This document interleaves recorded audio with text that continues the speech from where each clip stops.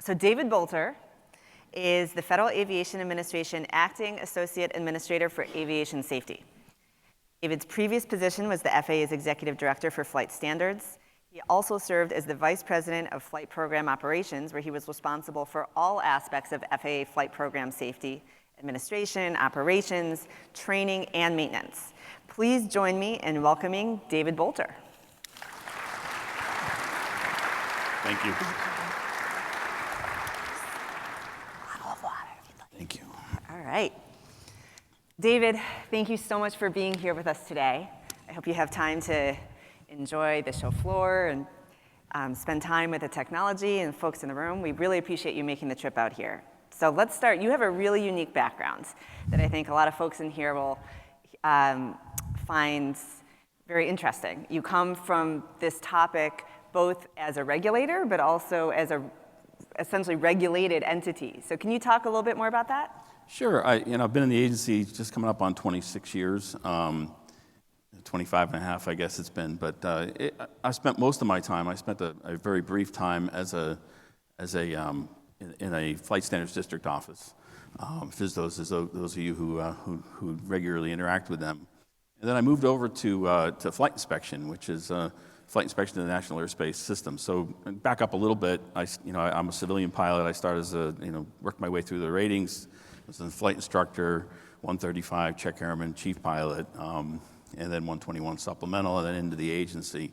So I moved over to the agency's operations arm, which is inside their traffic organization.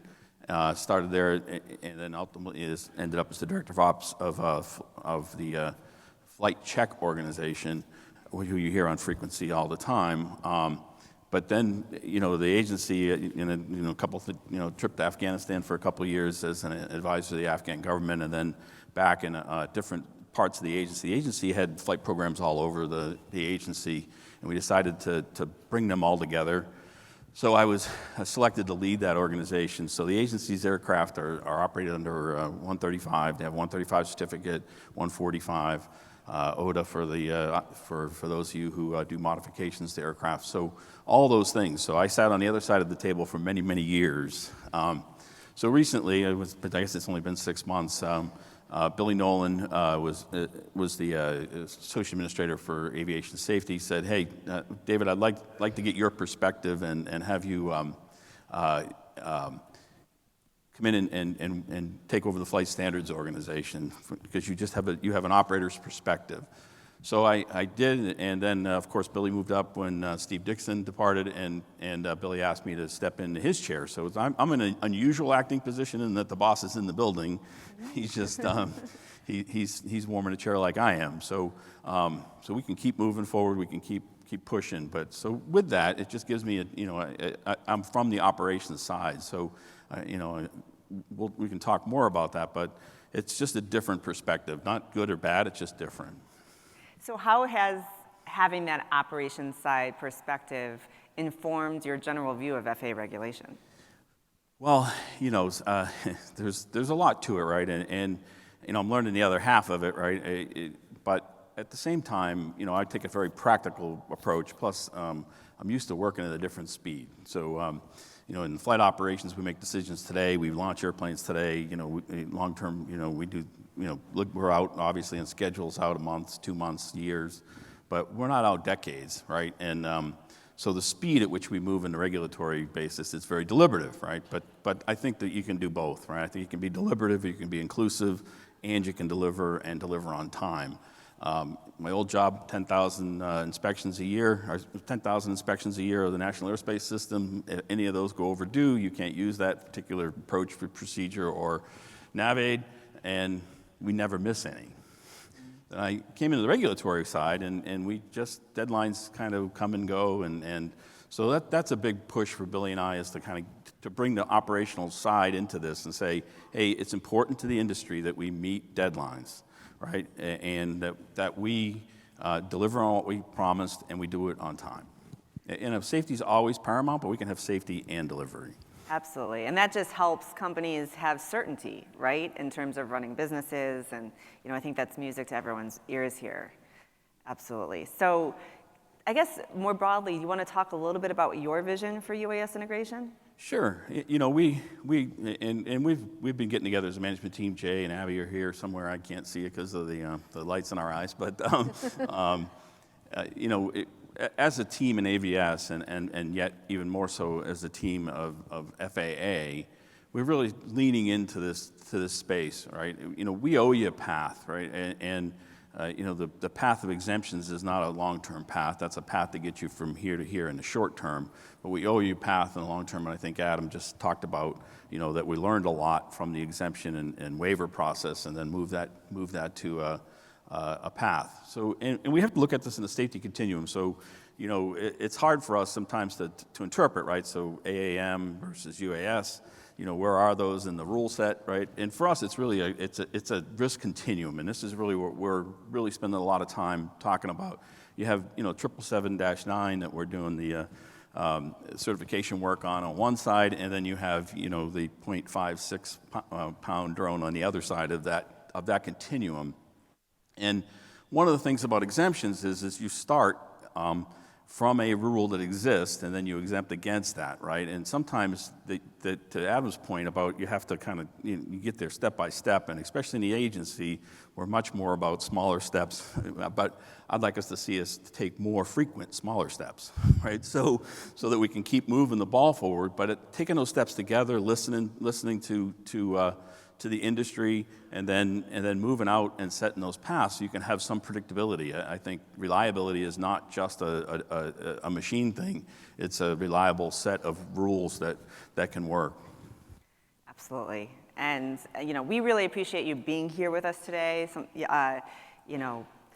talking with all of us, sharing your vision with all of us. As you know, there have been some challenges over the years. Mm-hmm. It's been a long road. We talk about 8 years of the show. I still, first show, still remember a lot of those conversations that have happened. And there have been some small steps forward, but, I think we're all hoping for more speed, as you mentioned. So what are some potential fixes to right-size and streamline UAS integration from your perspective? Well, I think back to the exemptions, right? The first thing is we're doing a couple things already internally, and our teams are here, and they'll be able to talk to you at other parts of the conference. But we're just trying to template a lot of these exemptions are not, and waivers, frankly, are not terribly different. They're maybe 85% the same, 90% the same, depending on what it is. It's probably 15 or 20, maybe there's more than that we can template, and then do summary grants against those templates much easier than we can if we can kind of capture the vast majority of the community in a series of exemption templates, right? The ones we already issued to folks, and then you can go in and just say, hey, I want that. Then we can give you a summary grant that's a lot faster. We've done about 300 this year, something like that, already in this calendar year, and we're already, last time I looked, we were up over 100 something in the queue. So that's not a long-term strategy. That's a get you here today strategy. But at the same time, we're taking what we learned from that, and we're going to move out and say, hey, we need to do some rulemaking. So we've already announced the rulemaking on the AAM side. We were heading down a road there without a path, so we created a path, and we're working on that as we speak. We met our first, we made our first goalpost of that. We made it to that yard line, if you will, and we're going to continue to watch that. But we're building that rule set in. We need to build this rule set from 55.1 to wherever, right? Looking at the recommendations of the BV Loss ARC, Aviation Rulemaking Committee, and listening to what the industry needs and what you want, and then us adding onto that, the incremental changes where we can get the confidence and then continue to move. So that's where we are in the short term. In the longer term, we're looking at those that rule set. We'll be looking at all of it and we're already moving out on some of that, and kind of forming what our strategy is going to be. But we need to make rules. We need to build these paths. We need to make them in a way, and the important part for us is really performance-based rules. We would much rather authorize operations than exempt them, right? So that way, if we can do this in a hopefully, some of my attorneys will want to block their ears, but we do really want to get where the administrator can authorize rather than go through a rulemaking process 300, 400, 500 times a year. That's not good for any of us. Absolutely. It doesn't make sense for the agency or for the industry, right? It's resources. So I know that so what are some things that the agency is thinking about? Obviously, rulemaking. There's an ongoing airworthiness certification, type certification process. Right, and good news today is Matternet is receiving, just probably got an email a few minutes ago, they're going to get their standard type certificate for their M2 drones. So that'll be the first one we've done. Okay. So I will say to the Matternet, if they're in the room here, we know it's been a long and painful process. Being first is always long and painful. Jim O'Sullivan, you want to stand up here? All right. We know how much work this took for you as well. No, and we work obviously in the AAM community and others. I warned them up front that being first is always a little bit more difficult because we got to find our way, right? But thank you for staying in there with us, and I think this means a lot because now we can, there's a path that's been built, right? And then hopefully that path gets better and better and more efficient. And we just, in long term, what rulemaking has to look at is, which devices need to go down that path, maybe a lesser path lesser down the risk scale, and maybe a slightly different path for those in the higher risk scale. So if you look at that 777 to that 0.56, we want to make sure the rules, the operations are allowed based on risk. Very, very new concept to us, and again, it'll take a lot of work for us to think about that differently. Well, first of all, congratulations to Matternet. Thank you to the FAA for your work in getting this done. I know it's been the type certification process, which I know many of you are going through, has been a long process, and there has been lots of kind of speed bumps along the way, but I think it's a really big deal for our industry to have the first type certificate that it's been issued. And I know hopefully that will show other companies thinking about getting into the process that there is a path and just provide some certainty in that way. And as you said, there are certainly some tweaks that can be made to the process moving forward. Absolutely. And we learned a lot through it. And again, that first company is always takes a lot of that learning and learning as we go. We've got others in there, and we're doing some things internally too to try to standardize those processes, find ways that maybe we can almost have an ombudsman that can kind of help you walk through the process, because especially we normally in the Aviation Safety organization, we certify airplanes, and then you add them to certificates, or you get a new certificate based on a type certificated aircraft.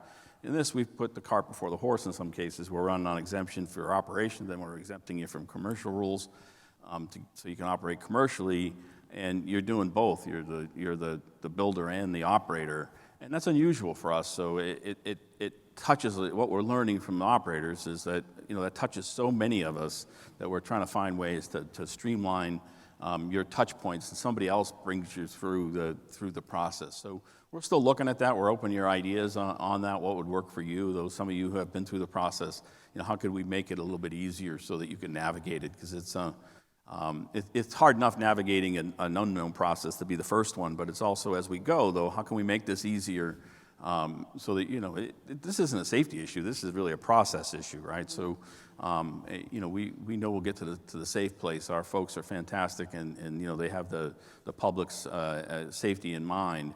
But at the same time, can we do something to make this process easier? At the end of the day, we have two requirements, right? The first is safety, and safety is always our North Star, as the acting administrator likes to say.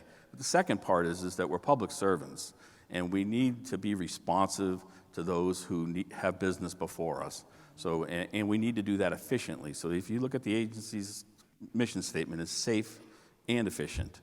So we're leaning into the second part of that. We always lean into the first part of that. But I think sometimes we lose the efficiency piece on the focus of safety. We can do both, and we have great folks that I know can help us get there. Well, that's fantastic, and it's great to hear all this work that's happening behind the scenes to try to streamline and improve some of these processes, and we really appreciate your leadership there, David. You never give a pilot a moving chair here. I'm just sitting here, anyway. So let's switch gears for a second. One thing top on the mind of our industry right now is remote ID implementation. Oh, yeah. And I believe the date is September 16th for manufacturers.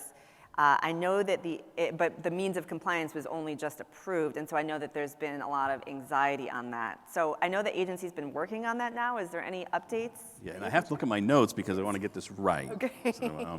So we're going to use enforcement discretion, which is a discretionary thing I can approve on the September 16th date. What that means is that through December 22nd, it's going to be in the Federal Register. It ends up getting published. You can all read that there. And we're going to give discretion on the manufacturing side. We're not going to change we don't have any intent in changing the implementation date for operators. But in the short term, through December, we're going to work with you. And as long as you're making progress, then we're not going to, we're going to work with you, and we're going to keep making progress together. Obviously, if we don't see progress, then that discretion is, we'll have to have some hard conversations about that. But as long as we're making progress towards December, we'll work with you and use our enforcement discretion. So, I'm using the right words because, that's what I've been asked to do, but really is that we're going to choose not to enforce that as we can. We have discretion on enforcement for those companies that aren't there yet. Some of you are already there and have given us the paperwork we need. Those who aren't, we will use this to work with you to get through December. Sounds great. So it's, and I know that this is something that industry has been very focused on, so we appreciate that the agency has heard us. Thank you for that. Please join me in thanking the FAA for this extension. Essentially,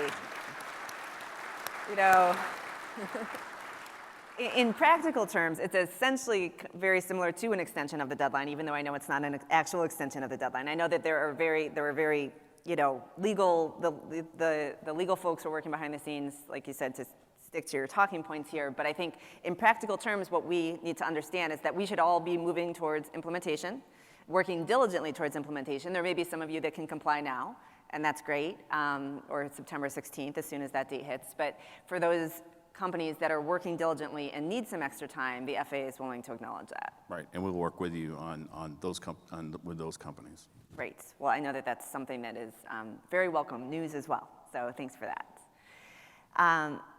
So what message, I know Jeremiah was asking Adam for lots of advice, but I would love to get advice from you for our industry. What do you want, what message would you want to leave with the innovators, the entrepreneurs, working closely with the FAA, many of whom are here in this room? What should they walk out of this room and this show with this week? Well, a couple things, but first and foremost, don't suffer in silence, right? A lot of times I get out to these and people come up to me afterwards and tell me this issue they've had, and we have no idea about that issue. And I know folks don't want to elevate things because, I don't want to, whether if I'm working with a principal in a flight standards district office or, I don't want to have a bad relationship. But, some of this is just policy issues, especially in a new space. We may not be given that FSDO the right information, right? It's making sure that infrastructure is built properly. So, we need that feedback, right? And if you have an issue, bring it up. We were joking earlier. Letters don't always work because we got to answer the letter instead of fixing what it is. But certainly elevate up. And if you're dealing with a local field office or you're dealing with aircraft certification. Or one group is telling you something. Again, these are great folks trying to do the right thing, but sometimes they're working in their area and then in the next area, and they're not talking together. We'll make sure they get together. And I know some of you in the room. I've worked a few for you, and we could have saved you a lot of pain if we had known about that earlier. And the other thing is just work with us, right? That we're ultimately we have a public safety is our North Star. But a lot of these things, back to my background, right, is I want to take a step back sometimes and say, I said to one of my peers the other day, and he gave me a great explanation of why we do something, and I said, that was a really great explanation. I really understand your thinking, but you do know outside these four walls, that's kind of ridiculous. Right? So, as an operator, right? So I want practical applications, right? I mean, it doesn't do you any good if you can't turn it into reality. So talk to us. When we've just done some things with the AAM community. I think we had 30 or 40 AAM companies in with an association. Work through your associations to work with us. You know, sometimes it's a lot easier for us if 10 of you have the same problem. If the association comes to us with that, then we can kind of, you know, work it much more broadly, not work it 10 times. Because if I have to work it 10 times, it's harder for us. So I always say, hey, work with your associations, reach out to us, participate when we have, you know, aviation rulemaking committees, when we have ARAC and other things, you know, give feedback to the membership that represents you in the industry to those, and so you can be heard, right? We are a big bureaucracy. There's 7,400 folks in aviation safety, roughly 1,500 of those in the aircraft cert side, and 5,400 in the flight standards organization. That's a lot of folks. 78 field offices. I mean, that's a lot, right? And sometimes things are going to get lost in there, but don't suffer in silence. Come see us, or go reach out to your association. We have great relationships with all the associations, and work with us, and we'll do what we can, right? And the thing for me is we'll be responsive. As we will get back to you. We will answer. It's not always going to be yes, but it will be, hey, thank you for that, and as public servants, we owe you that. Well, we really appreciate that, David, and I, would echo your request to this group. If you aren't already engaged, whether it's through CDA or a different industry association, it's very important to kind of make sure your voice is heard, because we want to make sure that your needs, what you need to scale, is understood, is heard. Even if the agency can't necessarily always say yes, there needs to be mutual understanding between what the regulator is trying to do and what our industry is trying to do. I sometimes joke with folks about what isn't my job, and it's translation. It's like I try to help translate between Silicon Valley and Washington, D.C. But there's great people in both sides of the country trying to do amazing things. And we talked a lot at the White House AAM Summit about maintaining and enhancing our global leadership in advanced aviation. And certainly the FAA is a critical stakeholder and a critical partner in that, as are all of you. No one stakeholder can do this alone, right? So really appreciate the opportunity to dive into these issues with you, David. Thank you for being here. I hope that you enjoy your time here at the show, get to know folks, walk around the show floor, and thank you all for being here, and look forward to an amazing few days together. So please join me in thanking David Boulter. Thanks so much. Appreciate it.